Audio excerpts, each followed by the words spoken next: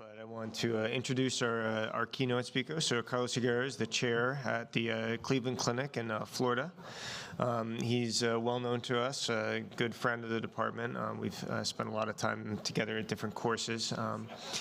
And he's going to give us two talks. The first talk today is going to be on PJI and looking at the strategies and our current workflow and thoughts. So thank you very much, Carlos.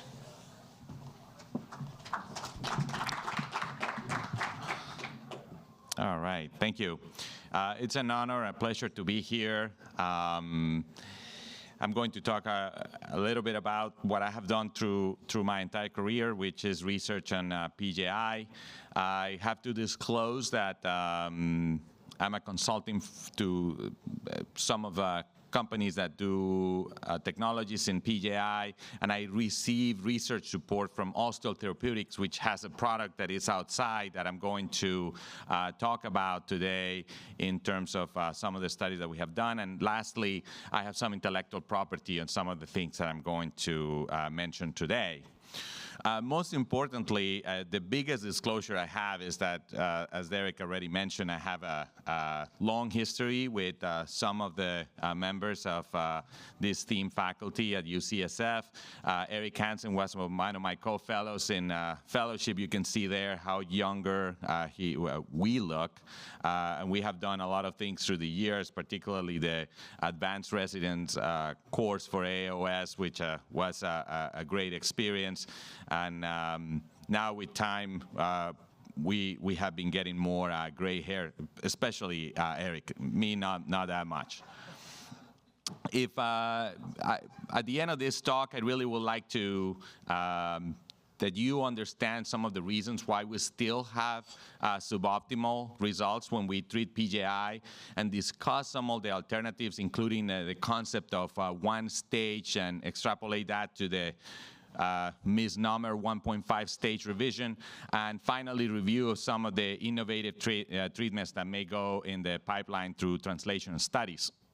So we already know that the challenge is very clear. Regardless if you treat PJI with one stage or two stage, the failure rate is very significant. But most importantly, the 5-year mortality after revision of PJI is 26%, and that has been reproduced lately in other studies. In other words, if we compare a mortality of some of the most common cancers with PJI, PJI mortality is higher, so it's even worse to have a PJI than cancer. And that's even worse if you have a resistant bacteria like MRSA, where you have 10 times odds ratio more likely to fail. Likewise, if you don't know what you're fighting against, if you had what I call the invisible enemy with cultures that are negative, which can be more than 30% of the time, the outcomes are not great. And this happens often when we do a second stage revision, where we do a misdiagnosis of persistent infections. And this is the big elephant in the room. That's something that we don't talk about. I mean, a lot of times we see a lot of those papers that say that the success rate of treating PJI is 100% or 90%, but we never mention about really what happens with these patients in terms of pain and function. This is a quick and dirty study that we did a while ago, looking at the prevalence of mental conditions, which compare septic versus aseptic revisions, and is almost 20% higher in the septic patients, including depression, alcohol abuse, and drug abuse. And this is a big sequela after we treat this condition. We historically, you probably have seen this slide in the past, there are different factors that will drive the goals of treatment that in theory should be to eradicate the infection and provide a painless functioning joint. I'm very cautious about saying eradication of infection. I prefer to say that it's the control of infection, because again, as you can go into see through my talk, this is very similar to cancer, where you don't really know until you have a significant amount of follow-up that you're really cancer-free. And if we look at the MSIS-PJI classification, when we look at these factors, including the infection type, meaning when does it happen, if it's acute or chronic, if the type of host that we have, if it's a very healthy or sick patient, depending on the amount of comorbidities, and the extremity, graded 1 to 3, depending on the soft tissue envelope and the bone stock, and those are all the lists that compromise those kind of that array of different factors. Then we have different options, and this is really historically the options that we have had available. But this is how I will call contemporary treatment options with some relative indications, and I really want to mention a little bit more about one-stage revision and 1.5 revisions, where particularly when the concept of the 1.5 revision, where you can really do in any patient with almost any extremity, as long as you have acceptable bone stock, even if you don't have positive cultures. And why is the problem with PJI? Well, we know that biofilm cannot be penetrated by antibiotics, and the biofilm is not just in the implant. Actually, it can be in the bone. This is in the canaliculi, in the cortical bone, and sometimes we have bacteria intracellularly. So again, we see more similarities with cancer and sarcoma. So keeping this thing in mind, historically, how do we control the infection? We have to do an evacuation of the purulent. Solution dilutes pollution. We have to do a massive debridement of the necrotic and the non-viable tissue. We have to do some sort of a disruption of the biofilm with mechanical or chemical solutions. We have to, and this is when we change some of the modular parts. And importantly, we have to have a high local delivery of concentration of antibiotics. Again, if you look at this principle, is very similar to what we do with sarcoma surgery, where we do an extensive and radical debridement with a mechanical and chemical disruption of the tumor with high concentration of local antibiotics that in this case will be chemotherapy. But what are some of the issues that we deal with and therefore will lead to failure? Well, it's time dependent. The mature biofilm have different physiopathologic responses. There is lack of reproducibility. There is an inability to identify the affected tissues and the implant, and this is why, in my opinion, I think that we need to start moving more to a staging concept, the same way that we do with cancer, with cross-sectional imaging, for example. I mean, none of us will do a sarcoma surgery without having cross-sectional imaging, knowing where the margins of the sarcoma resection should be. This is one of my cases that had a Pseudomonas infection, and because more and more we're doing more cross-sectional imaging, this patient had actually an anterolateral approach initially, which I was going to use to do her revision. But when we did cross-sectional imaging, we found that the majority of the fluid collections and the abscesses were in the posterior aspect of the hip. And for that reason, I changed my treatment and I went more posterolateral. And I believe that all those things will lead to better results. But if we don't take these things into consideration, that will lead to an inadequate debridement and therefore failure. I mean, if I would not have had cross-sectional imaging in this case, I wouldn't know that those fluid collections will be there, and I would not have debrided them. There are a couple of ways that you can see where this biofilm is. This is actually one of the papers from my esteemed colleague, Eric Hansen, here from UCSF, where he used methylene blue, and he just showed that using this for debridement, he had about 100% eradication at 1 year. But now when we talk about it, I have tried to reproduce these results, and unfortunately, a lot of times that I put the methylene blue, everything looks blue. So now you go to the opposite effect. However, I use it when I have recurrent failures to drive a little bit better how should I do that debridement.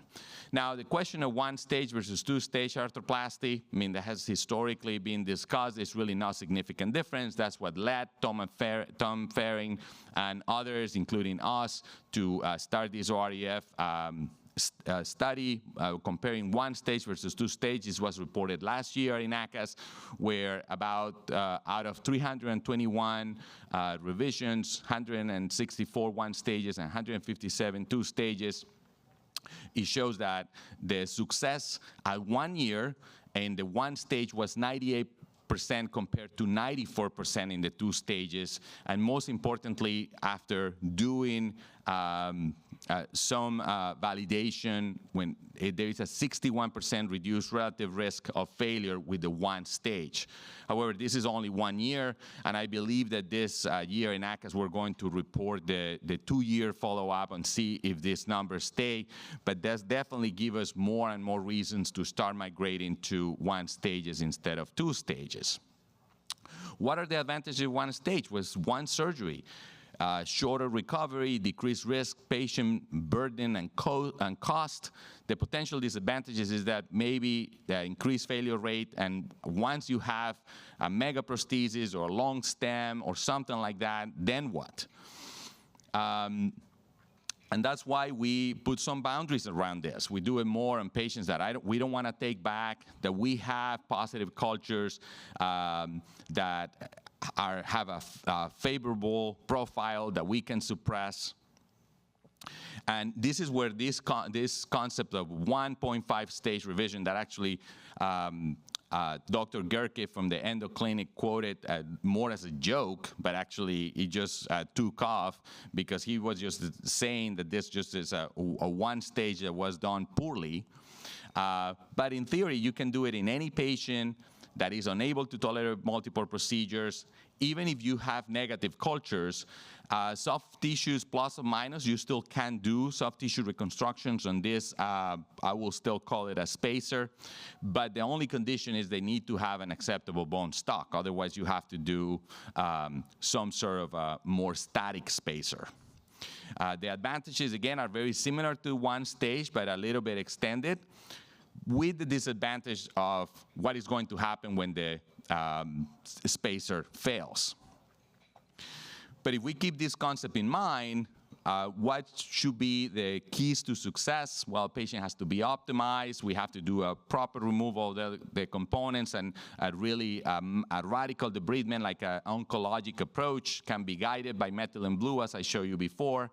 Do a mechanical and chemical disruption of the biofilm to an aggressive debridement. That's the mechanical thing. You really have to do something with the medullary canals. And then we use a chemical debridement, either with hydrogen peroxide, dikins, povidone iodine, chlorhexidine. We don't really have good data to say that one is better than another. And I added there an intraosseous antibiotics. I'm going to talk about a little bit more on the following slides. Then you do a partial closure, a new draping of the surgical site, remove all the what we call the dirty instrument. We have a clean and dirty sets, and we do a reimplantation with a new instrument set, and then we do tailor antibiotic cement with hybrid fixation as needed. When positive cultures, use plus or minus of back dressings and chronic suppression antibiotics. If we look at the outcomes of 1 stage revision, it depends on what you look. If you have favorable organisms, the success rate is pretty significant. One thing that they have in common is that they use some sort of high concentration local antibiotics. And the majority of this, they use cement or they use beads. And some of them, actually, they use a solution of high concentration antibiotics. There are a couple of groups in China that have been treating even fungal infections with about 67% good outcomes using this technique. Leo Whiteside was a pioneer in this concept, but it hasn't really been popularized. And I'm going to talk a little bit about that further. But the group in New Zealand, Dr. Simon, shows us that we have higher concentration of local antibiotics when we use intraosseous antibiotics. And using that concept, Tom Faring, to treat total knee PJIs with DARE, just showed us recently that a 1-year follow-up, they have a 92% success rate. Now you will argue, well, but I don't have that gun. It's about $300. Can I do it still? And we have our own system. I have no access to that type of a gun in my OR. So we use this bone marrow biopsy needle. Is pretty affordable. We mix the vancomycin in our own pharmacy, and we use it with the tourniquet, as you can see there in the slide. The problem with the concept of if you do a two-stage also is when to do a reimplantation. And I don't want to spend too much time on this, but the reality is we don't really know. We don't have a good biomarker that would tell us when is the infection have been controlled, eradicated. D-dimer was popularized a while ago, but we have now, those studies haven't been reproduced. This is one of our studies that show that this really doesn't have a good diagnostic characteristics or good predictability. So that's why I think to avoid those issues, we have been moving more and more to this concept of 1.5 spacer. How do we do it?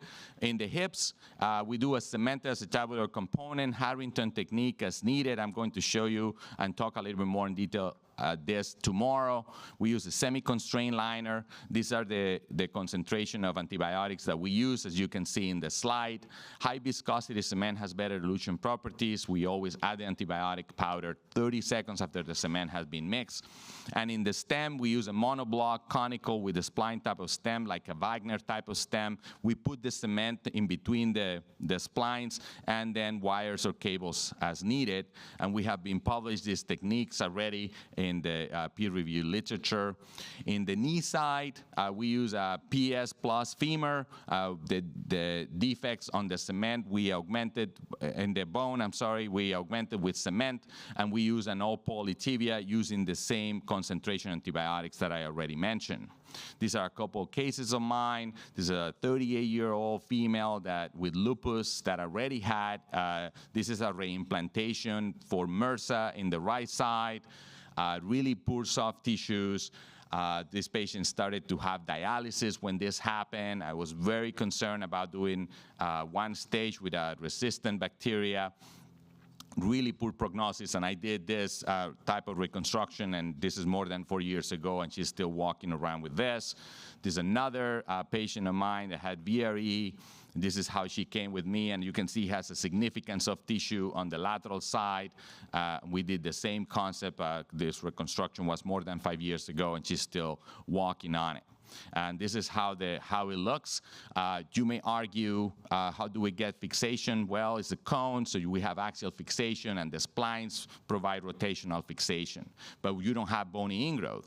On the acetabular side, this is another patient of mine that had a neglected PJI. This patient is in dialysis and has some sort of a terminal cancer. You can see the defect on the acetabulum, and we do this type of reconstruction that I'm going to talk about in detail tomorrow. Again, just to give her something that she can walk on, at least to go through her dialysis. She had a very poor prognosis, but it's probably better than give her Gurlestone.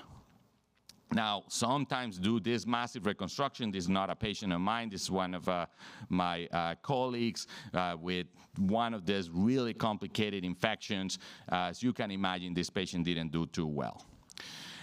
This is in the knee side, same thing that I already mentioned. This is a PS with an all polytibia.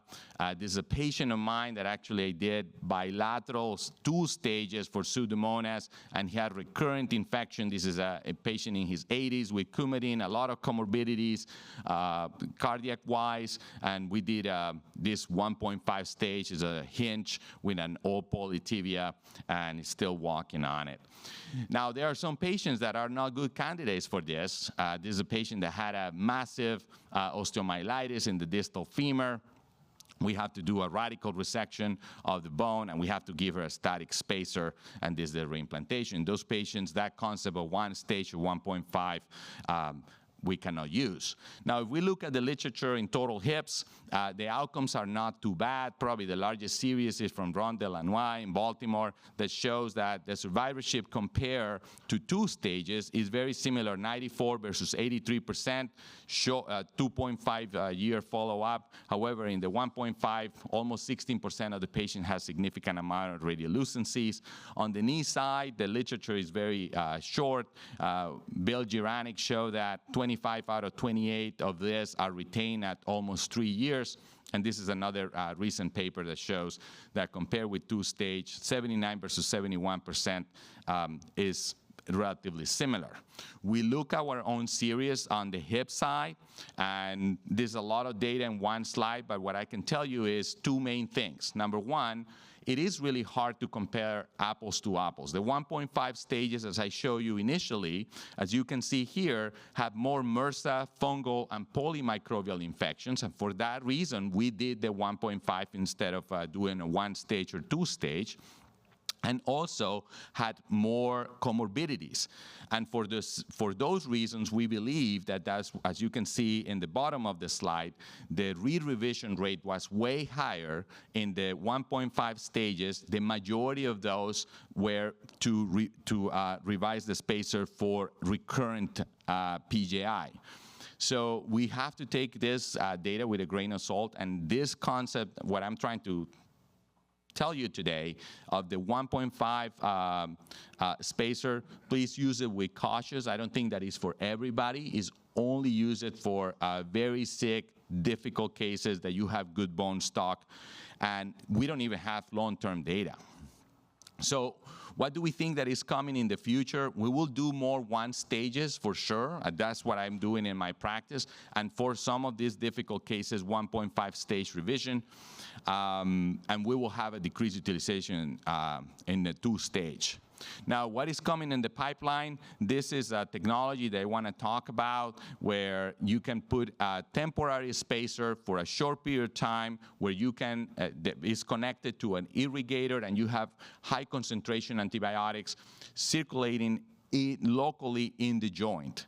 And then patients stay in the hospital for 7 to 10 days, and then you do reimplantation. And as you can see, compared with the historical concept of the two-stage, it really shortened the duration of treatment.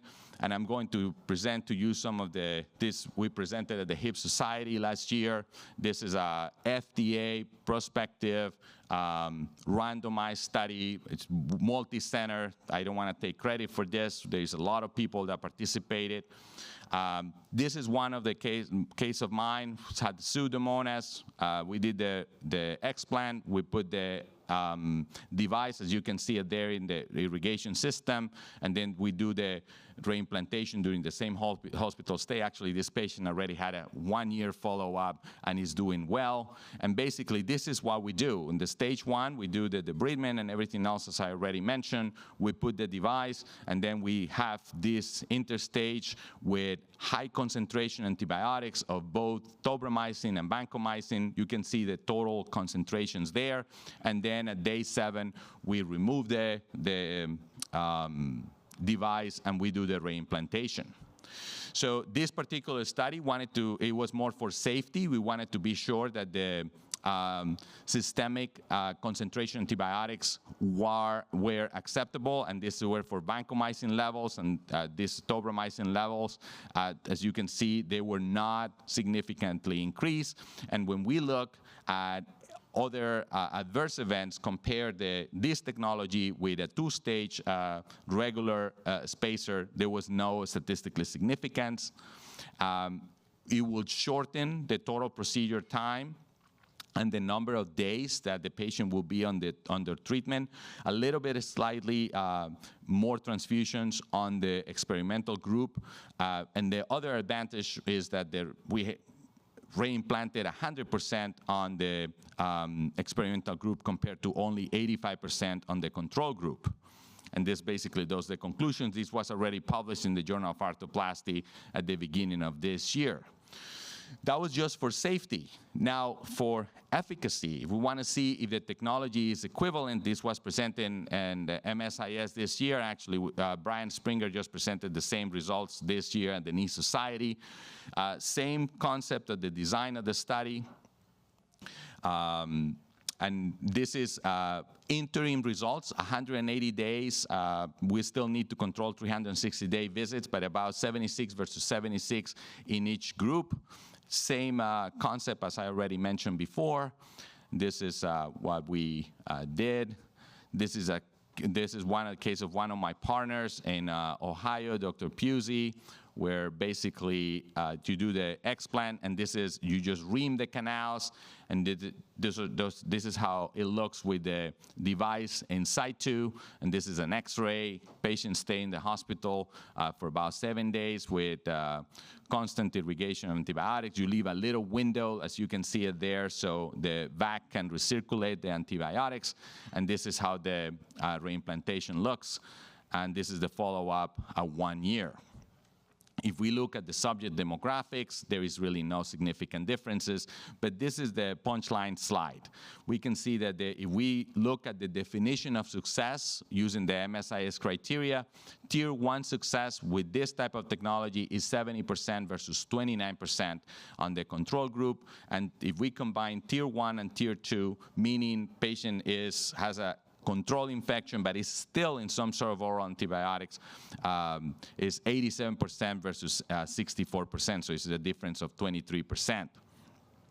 Now, when we do an ad hoc outcome analysis, overall success rate in the experimental group is at 92% versus 70% in the control group. Also, the total surgery time is shorter in the experimental group, not to mention that 100% of the subjects had a reimplantation. The median time to stage is 7 days versus 100 days in the control group. And if we look at what percentage of these patients are still antibiotics at 6 months, it's 22% in the experimental group versus 45% in the control group. And this is an interesting way to look at this. In green, this is what we call the patient journey. And in green, it just shows over time for how long have these patients been in a success or control infection. As you can see in the experimental arm, green means success is way more significant than in the control arm. So overall, these patients with this type of technology, they not only have better success with treatment, but they have a way longer in this, what we call success area. Now, you can argue, what about the cost? This is just looking our own data in Cleveland Clinic, Florida, and Ohio. We compare the experimenters versus the control group in terms of total charges and fixed cost, indirect cost, and overall the control group is about 30% more charges than the experimental group. Now, lastly, this is something I have been working on for almost 10 years, where we're trying to actually keep the components in. We don't have to even remove the components. So this is what we call a phototherm AA gel. It's an antibiofilm treatment solution that is a combination of the amino acids, as you can see there, with some nanoparticles in a hydrogel that can be exposed to a laser, and it only changes the temperature but also the release of these amino acids that in theory, what they do here, this is one paper that we published recently in vitro, when we compare this solution versus just vancomycin or normal saline, there is a significant, the phototherm AA gel looks very similar to the control. As you can see in the right slide, there is a significant decrease of the biofilm. And now we did this study in vivo where we created this PJI model in a rabbit for infected knee with Staph aureus. And we compared the use of this solution to different outcomes, but most importantly, we wanted to see what percentage of the implant was still covered by biofilm. And we found here on the left, the sham study, where the sham group that they didn't have any infection, I'm sorry, the sham group that we only did irrigation debridement, still have 96% of the surface of the implant covered by the biofilm, whereas in the phototherm group, it was only 2%. And when we look at the percentage of positive cultures, and the log reduction was significantly lower when we use this type of technology. This is not a new technology. The amino acids have been used for almost 3 decades to manage biofilm. There are some limitations. There's still a small study, and still we have to look at the translational aspect of this, but we can see that we still can keep the implant and have a significant eradication of the biofilm. And this was recently published in JOA. And I want to leave you with, this is a literature review where we wanted to look at about all the physiopathologic mechanisms, especially in the immune response that we know of to PJI. And unfortunately, the conclusion of this paper is that we know less than what we really know. And I think that in order to really move the needle treating PJI, this is where we really have to pay attention, understand the physiopathology. We have a more pragmatic approach, probably driven by the NIH, to really move the needle as we have done with cancer research. But in summary, PJI is a devastating complication. I show you the results are not great. Even in the last 2 decades, we still have very similar results. This concept of 1 and 1.5 stage revision utilization in a particular population, I think that is worth discussing. It is important to keep the basic concepts clear. You still have to do an extensive debridement, have this clean and dirty setup. The concept of high concentration antibiotics, either with intraosseous antibiotics or this type of technology that I showed you before, is important. The time of reimplantation is still unclear, and we still need better technology and advances to have a better results to treat it. And with that, I really want to thank Nico Piuzzi, because he helped me with some of these slides. Thank you very much. Any questions?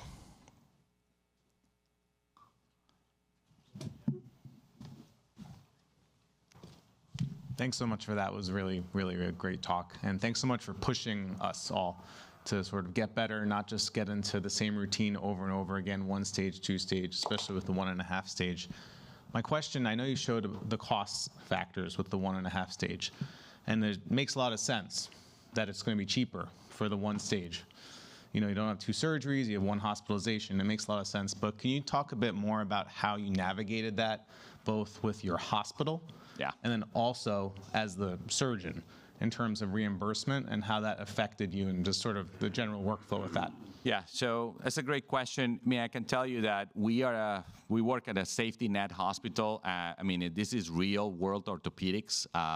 The administrators in my hospital, they don't want me to do revisions. They don't want me to treat these conditions because we lose a lot of money. And you're probably going to start hearing about this also. I mean, I have a lot of patients that I see it on some of the hospitals around me. They don't have a place to go. So we really have to come out with better solutions. Now, to answer your question, what I have seen with this, the expedite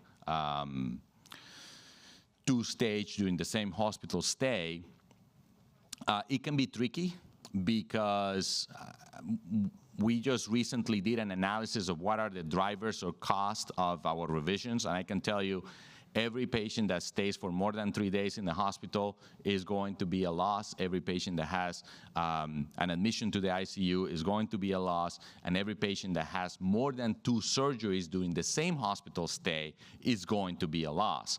However, the company has been working with Medicare, and it seems that at least for Medicare is going to be some coding that will facilitate better reimbursement. However, that's still to be seen. Although, the data that we did was to combine the entire episode of care. So there is no question that even when you have 1 single hospitalization that may be a little bit expensive, more expensive compared to the 1 hospitalization on the control group, if you combine 2, because you still have to bring the patient back to do the reimplantation, the cost is about 30% higher on the control group. So overall, for society, I think that the 2-stage is still more expensive, no question, than if we do this type of technology. Can I ask if the robotics lower the risk of the need for that, and also prevention. Can you comment on that? Okay. It's a loaded question. Yeah, so if we look at robotics, I mean, try to think about recent literature. Well, overall, I don't think that we can say that the data will show that the infections are less if we use robotics. I mean, if anything, robotics overall may increase a little bit the time of surgery and the invasiveness of it. So actually, there is some argument that actually may actually increase the risk for infection. However, the data, I don't think that is, at least I'm not aware of, that shows that there is a difference for neither surgical site infection or PJI, neither both or hips or knees.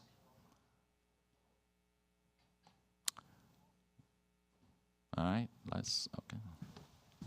Let's talk, Carlos, along the same questions with Ellie. So how do, how do you get surgeons on board with doing single-stage exchange or these two-stage exchanges with kind of a double setup protocol that's going to take a lot longer? We've obviously shown a lot of good data looking at one-stage versus two-stage exchange and showing the advantage of it, but I worry that it's still not going to catch on. People are still not going to do single stages just from the time consumption standpoint and the reimbursement. Yep, fails. No, that's a great point. I really think that we need to, overall, the way how we approach PJI has to move to a completely different approach. And what I mean by that is reimbursement has to change. I mean, I think that we're way behind. I mean, if we compare ourselves with Europe, even Canada, indirectly, they have centers of excellence to treat this. And the reimbursement is different too. I mean, France, England, even with the NIS and all the limitations, Germany is migrating towards this, Spain, all of them have centers for referrals to treat musculoskeletal infections, all of them. You may argue, well, the geography is different, they're smaller, and there are a lot of limitations. Actually, I just learned, it just got published, we just, as a result of the study that you guys did, looking at the increased cost of not treating these patients at high volume centers of excellence, it almost results in about $800 million potential of savings on only Medicare patients, just for CMS. So I think that is just a matter of time. I mean, that has to change. Unless we change that, as you just said, I think that it will be very difficult to move the needle. I mean, I at the beginning, when we started to do this one stages with a clean and dirty setup, where you have 2 tables with instruments and everything else, it takes longer and it costs more. So the administrators call me and say, like, what are you doing? This is what you're doing is crazy. I'm actually, before that, I had to clean all the instruments with hydrogen peroxide and put it in the clean side, but it took forever. Now we figured out, I mean, in the clean side, we only have one or 2 trays, and we only do the reimplantation. But there is no question you have to train. You have to have a trained team. You need to have an infrastructure, good education, and the only way to get that is improving reimbursement and changing the model, potentially having center of excellence to treat this. Carlos, great presentation. I have a question for you. And it's factually, you set yourself up perfectly. Does that mean that in your group, you now have, or have you created a group of people within your group that is in charge with doing nothing but the infections? In other words, have you within your orthopedic group created a subset of people who are just managing these, do more of them, like we do with trauma? Like you don't have a hand surgeon doing a pelvic fracture, So is this, should we be going that direction, specialization within our own groups? So we did. It wasn't that all of us, like, we have 2 high volume surgeons that they're kind of like more seniors, and they have this population where they just basically do primaries, the majority of those in the surgery center. So it makes no sense that they start doing infections. So if they have one, they refer to 3 of us that we do the majority of this. Now, be honest with you, full disclosure, the hospital just recently dismantled that, because we lost a lot of money. because we made the mistake of just sending a letter to every single orthopedic surgeon in Florida and just told them, if you have an infection, just send it to us. So we did too many, and my hospital is too small for that.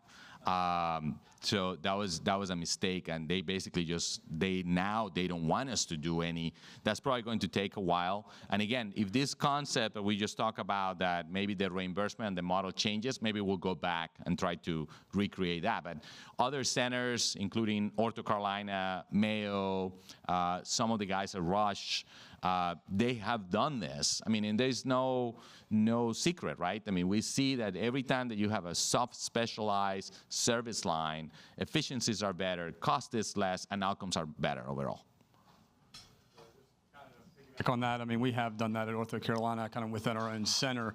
We have what we call the PJI Center, which is about 4 of us that had participated in it, but it has become overwhelming because we did the same thing. We sent letters out to every orthopedic surgeon in the region and basically send us your infections, and it's become so overwhelming that we've kind of had to bring the rest of our center into the fold and be like, look, if you guys are going to be part of the center, you've got to also be doing the same infections with the same protocols, just because there's so many of them to go around.